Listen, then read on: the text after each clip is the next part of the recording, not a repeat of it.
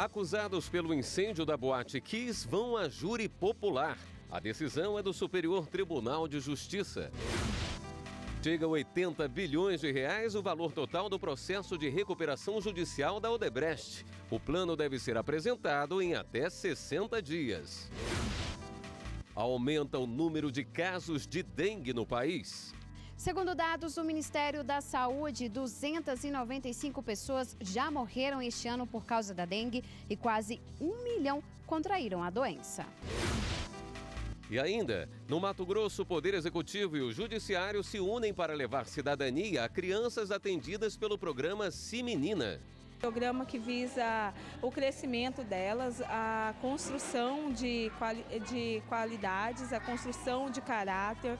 É um programa que nos deixa felizes.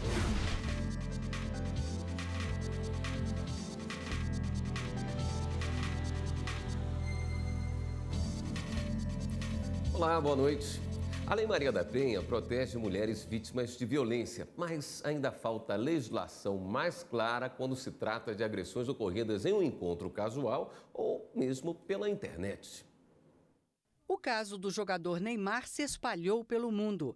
A modelo Nájila Trindade acusou o atleta de estupro num encontro em um hotel em Paris. Depois, Neymar divulgou fotos íntimas da modelo na internet. O caso levanta uma questão. A violência em encontros de uma só noite ou em relacionamentos virtuais podem ser punidos? No país, a lei que pune agressores a mulheres é a 11.340 de 2006, conhecida como Lei Maria da Penha. O texto prevê a violência doméstica, familiar ou em qualquer relação íntima de afeto em que o agressor convive ou conviveu com a mulher. Segundo a advogada Lídia Benjamin, os casos que envolvem mulheres e que não estão exatamente no texto da lei, como a violência em relacionamento virtual, são julgados de acordo com a interpretação do juiz.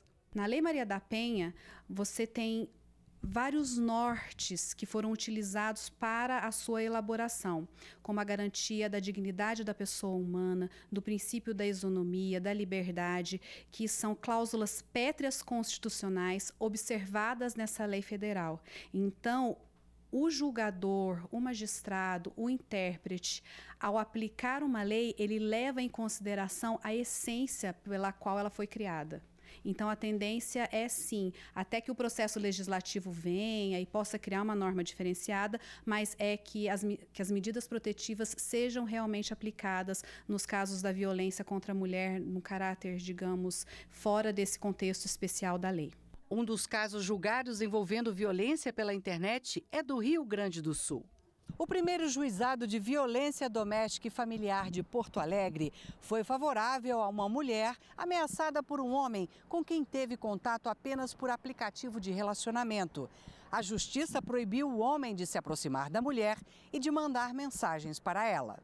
De acordo com a psicóloga Lívia Borges, mulheres carentes são mais vulneráveis à violência em relacionamentos virtuais e devem tomar alguns cuidados. Importante ter referências, importante também diminuir a exposição de dados pessoais, porque essas pessoas que querem fazer o mal, normalmente elas entram nos perfis, já avalia a sua condição emocional, os seus gostos, quer dizer, tudo ali está muito exposto, né? Então te deixa vulnerável à ação de uma outra pessoa que queira utilizar isso, por exemplo, para dizer, olha, eu gosto disso, aquilo outro, aí você olha, nossa, eu encontrei uma pessoa que é exatamente como eu. Então esse cuidado é muito importante. Então a gente até fala assim, brincando para as mulheres, cuidado com o que você ouve. Então não se ligue tanto ao que você ouve, mas ao que você vê. Foi marcado para o dia 10 de julho em São Paulo o leilão da Avianca. Os ativos da empresa foram divididos em 7 unidades produtivas isoladas que serão ofertadas no leilão.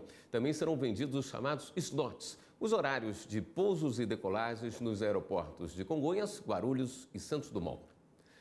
A Justiça aceitou o pedido de recuperação do Grupo Odebrecht, considerado o maior da história do país. O valor total do processo passa de 80 bilhões de reais. A Justiça de São Paulo aceitou o pedido de recuperação judicial do Grupo Odebrecht. O plano de recuperação deve ser entregue em até 60 dias. Também foi determinada a suspensão de todas as execuções judiciais contra as empresas. O Grupo Odebrecht enfrenta uma séria crise desde que se tornou alvo da Operação Lava Jato. Por unanimidade, a 6ª Turma do Superior Tribunal de Justiça decidiu que acusados do caso do incêndio na Boate Kiss vão a júri popular. O Ministério Público do Rio Grande do Sul e a Associação dos Familiares de Vítimas e Sobreviventes da Tragédia de Santa Maria entraram com recurso no Superior Tribunal de Justiça para que os responsáveis pelo incêndio na Boate Kiss sejam julgados por um júri popular e condenados por homicídio duplamente qualificado, motivo torpe e emprego de meio cruel. As qualificadoras foram afastadas pelo Tribunal de Justiça do Rio Grande do Sul. De acordo com a decisão da Justiça Gaúcha, os crimes foram culposos e, portanto, deveriam ser analisados por um juiz singular. O relator do caso no STJ, ministro Rogério Schietti Cruz, reconheceu parcialmente o recurso do Ministério Público. O magistrado excluiu as qualificadoras de motivo torpe e meio cruel. O ministro reconheceu indícios de dolo eventual e a necessidade do caso ser julgado pelo tribunal do júri. Os ministros, por unanimidade, acompanharam o voto do relator. O incêndio na Boate Kiss, em janeiro de 2013, matou 242 pessoas, além de deixar 636 feridas. O Supremo Tribunal Federal deve julgar no próximo dia 26 ações contra o decreto que regulamentou o Estatuto do Desarmamento. Repórter Leandro Souza tem outros detalhes para a gente. Oi, Leandro. Boa noite. Boa noite, William. Boa noite a todos. O presidente do Supremo Tribunal Federal, o ministro Dias Toffoli, marcou para o próximo dia 26 de junho o julgamento conjunto das medidas cautelares que questionam o decreto do presidente Jair Bolsonaro sobre o porte e a comercialização de armas de fogo no Brasil. Ao todo, são 5 ações que foram impetradas pelo PSB, pelo PSOL e pela Rede Sustentabilidade.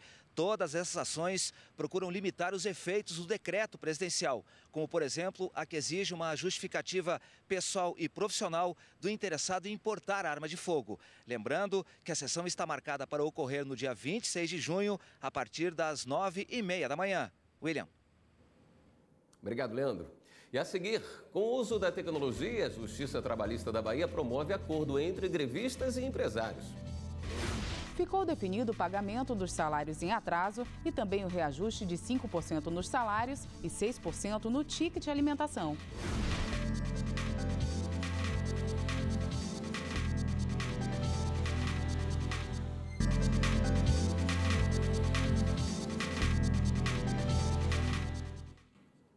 Aumentou o número de mortes causadas pela dengue no país. Para reduzir esse quadro, é preciso que autoridades e a população reforcem o combate contra o mosquito transmissor da doença. Há pouco tempo, Márcia teve zika. Eu senti uma coceira muito grande, meu corpo ficou todo vermelho, e dor dor na ponta dos pés, assim. No joelho. A obrigação de combater o mosquito Aedes aegypti é mesmo de todos. Fomos então acompanhar o trabalho de agentes ambientais nas casas dos vizinhos de Márcia. Na primeira, quase tudo certo. As garrafas PETs, né? Colocar dentro de um saco amarrado, de um saco fechado. Ali a lata também, se eles não forem realmente utilizar também, desfazer dessa lata ali, porque ela pode acumular água também. E no caso da caixa d'água ali, ele colocou da forma correta uma nova caixa d'água, mas ele está utilizando ainda um suporte ali que pode acumular um pouquinho de água. Estamos em todas as residências, todas as semanas, a gente passa de casa em casa, realizando o trabalho de inspeção, né, dentro da casa, orientando o morador de como a gente deve proceder para não deixar água parada, né, para não haver proliferação do mosquito. Já nesta, a atenção foi com as plantas. É preciso observar bem esses pratinhos que ficam embaixo dos vasos. Eles podem acumular água e virar um criadouro do mosquito. A dengue, só existe a dengue por causa de nós moradores da cidade, que se nós tudo zelasse do nosso quintal, não deixasse água, não tinha essa crise de dengue que tem aqui não. Já do lado de fora, o alerta foi para o canteiro. essa planta aqui é o tipo de planta que, uma vez que ela acumula água, é onde o mosquito ele pode fazer a postura de ovos dele. E com isso, ele pode se desenvolver aqui, até porque ele também se alimenta das seivas de planta. Então, uma vez que tem alimento para ele e tem água para ele se desenvolver, aqui também a gente tem que verificar. A senhora foi agora aqui orientada pelo pessoal da vigilância sobre essa planta que a senhora sabia que podia acumular água ali? Uhum. A vizinha tinha me informado que, né, que ela juntava muriçoca, mosquito, não sei, podia ser que ela juntasse até um mosquito da dengue. Eu peguei e arranquei uma. A ação da vigilância ambiental faz parte do enfrentamento ao aumento no número de doenças transmitidas pelo mosquito. Só nos primeiros 5 meses deste ano, as mortes por causa da dengue triplicaram em todo o país. 295 pessoas morreram e quase 1 milhão provavelmente contraíram a doença. Os dados também são alarmantes para Zika e chikungunya. No caso desta última, 12 mortes foram registradas em todo o país e uma delas aconteceu aqui na capital federal. E, infelizmente, ainda há resistência dos moradores para receber os agentes em casa. Desde 2016, uma lei autoriza a entrada forçada em imóveis públicos e particulares em situação de abandono, ausência ou recusa da pessoa, caso seja comprovado que aquele local gera risco à saúde. É dever do cidadão e obrigação do Estado a garantia da saúde, em todas as instâncias, com todos os recursos possíveis e até o último recurso. Então, o Estado tem uma obrigação principal de esgotar todas as possibilidades para que sejam mitigados os riscos de uma epidemia, ou de uma pandemia, ou de uma explosão, no caso da dengue. Ainda sobre a dengue, a partir de amanhã, a população do Distrito Federal poderá ter informações sobre a doença e fazer denúncias de focos do mosquito pelo telefone 199. A central vai informar, por exemplo, qual unidade de saúde a pessoa deve procurar de acordo com os sintomas apresentados e também avisar onde há lixo e água acumulada. Greve dos rodoviários de Itabuna, no interior da Bahia, foi encerrada após uma videoconferência entre presidente do Tribunal Regional do Trabalho da Bahia e os envolvidos. Um impasse entre rodoviários e a Prefeitura de Itabuna foi resolvido após a intervenção da Justiça do Trabalho baiana.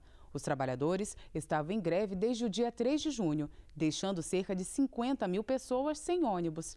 30% da frota chegou a circular após decisão judicial. Mas, no dia 6 de junho, a categoria decidiu paralisar 100% das atividades após o atraso no pagamento dos salários. O acordo aconteceu durante a sessão de dissídios coletivos, realizada de maneira inédita por videoconferência no dia 13 de junho. A presidente do TRT da Bahia, desembargadora Maria de Lourdes Linhares, conduziu diretamente as tratativas do gabinete da presidência em Salvador com a juíza auxiliar da Terceira Vara de Itabuna, Cristiane Lima, e com a presença do prefeito, de autoridades municipais, empresários e também dos trabalhadores do transporte. Ficou definido o pagamento dos salários em atraso e também o reajuste de 5% nos salários e 6% no ticket alimentação. A Prefeitura também deve cumprir demandas sociais, como a instalação de banheiros para os motoristas. O Tribunal Regional Federal da Primeira Região, em Brasília, reconheceu o direito de um estudante que fez supletivo a concorrer às vagas reservadas aos alunos de escola pública, mesmo tendo cursado parte do ensino médio em escola particular. O estudante de Barreiras, na Bahia, cursou Educação de Jovens e Adultos em uma escola particular vinculada à Secretaria Estadual de Educação de São Paulo de forma gratuita. Para o relator, o desembargador federal Carlos Augusto Pires Brandão, a Universidade Federal do Oeste da Bahia não pode impedir a matrícula do estudante, que conseguiu concluir o ensino médio após ser aprovado em exame supletivo. Segundo o magistrado, os alunos que vieram do EJA têm as mesmas condições de competir com estudantes da rede pública. Abraços, sorrisos e muito afeto. Foi o que crianças atendidas pelo programa Se Menina no Mato Grosso receberam no Círculo de Construção da Paz, promovido pelo Poder Judiciário do Estado. Assim foram recebidas as meninas que participam do programa Se Menina no Jardim Leblon, em Cuiabá. Entre 5 e 12 anos de idade, elas ainda estão em processo de formação, recebendo princípios e valores cidadãos, o que torna o Círculo de Construção de Paz ainda mais importante. A Richelle, de 9 anos, diz como foi participar do Círculo de Paz. Eu achei bem legal, muito interessante, que a gente aprendeu muita coisa aqui hoje. Esta novidade, proporcionada pelo Núcleo de Justiça Restaurativa do Poder Judiciário, o NUGJUR, agradou em muito a mãe da Richelle. Programa que visa o crescimento delas, a construção de qualidades, a construção de caráter. É um programa que nos deixa felizes. Um dos homens mais sábios que a humanidade já produziu, Leonardo da Vinci, dizia que a simplicidade era a excelência da perfeição. E nada mais simples e, ao mesmo tempo, mais perfeito do que o círculo. Não é à toa que o círculo é o símbolo máximo da atividade que está sendo realizada aqui, o Círculo de Construção de Paz, onde cada uma das meninas que participam desse círculo tem a oportunidade de conversar, de expor os seus sentimentos, os seus pensamentos e, assim, estabelecer elos, conexões com cada uma delas. Elas falam de sentimentos, elas falam de necessidades, elas falam de interesses, mas, sobretudo, elas falam de amor. A seguir, a polêmica dos patinetes elétricos. Até agora, apenas 2 estados tentam aplicar regras de uso desses equipamentos. Mas em outros lugares isso ainda não aconteceu, como aqui no Distrito Federal, por exemplo.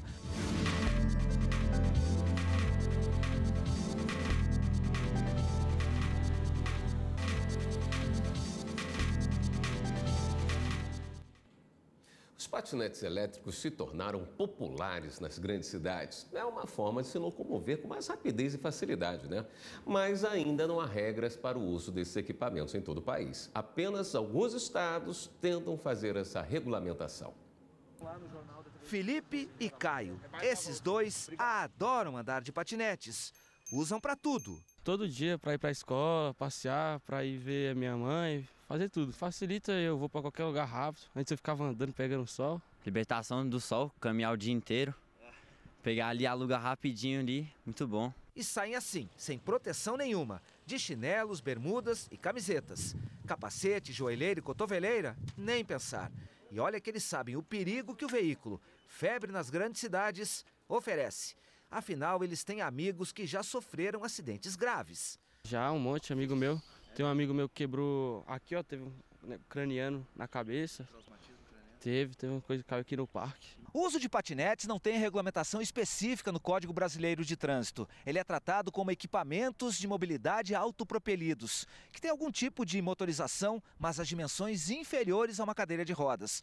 Por isso, muitos municípios, como as cidades do Rio de Janeiro e São Paulo, por exemplo, já regulamentaram o uso e a circulação dos patinetes em lei. Mas em outros lugares isso ainda não aconteceu, como aqui no Distrito Federal, por exemplo. Aqui, o Departamento de Trânsito e a Polícia Militar fizeram apenas recomendações para o uso e a circulação dos equipamentos. Muitos usuários desconhecem as orientações dos órgãos de trânsito, que proíbem a circulação em estradas, limitam a velocidade a menos de 1 km por hora e recomendam o uso de equipamentos de segurança, como os capacetes, as luvas, joelheiras e cotoveleiras. Não sabia. E você não usa por quê? Porque eu não estava sabendo dizer, eu acho que não tem perigo. Tu acha que não tem perigo? Não. Acho que não tem perigo, porque é devagar, né? Mesmo onde existe regulamentação, a falta de padronização da lei provoca confusão. Na regra paulistana, a circulação é proibida em calçadas e só pode ocorrer em ciclovias, ciclofaixas, ciclorotas ou ruas com velocidade máxima de 40 km por hora. Mas a velocidade imprimida no patinete não pode passar de 20 km por hora. O uso obrigatório do capacete foi suspenso pela Justiça. Já a normatização carioca veda a circulação dos patinetes em estradas de rodagem, independentemente da velocidade da via. Também exige do condutor um seguro pessoal, que será cobrado da empresa operadora do serviço, caso não exista.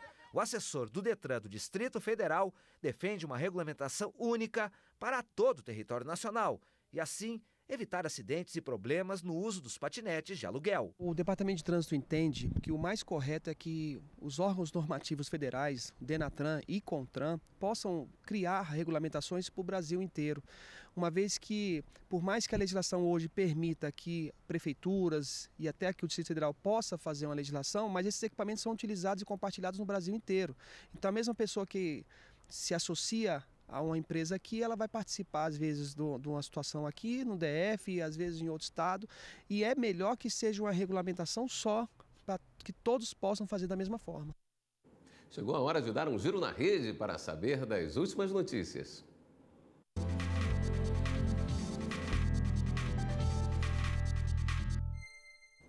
Vamos então à redação do Jornal da Justiça falar com a repórter Viviane Novaes.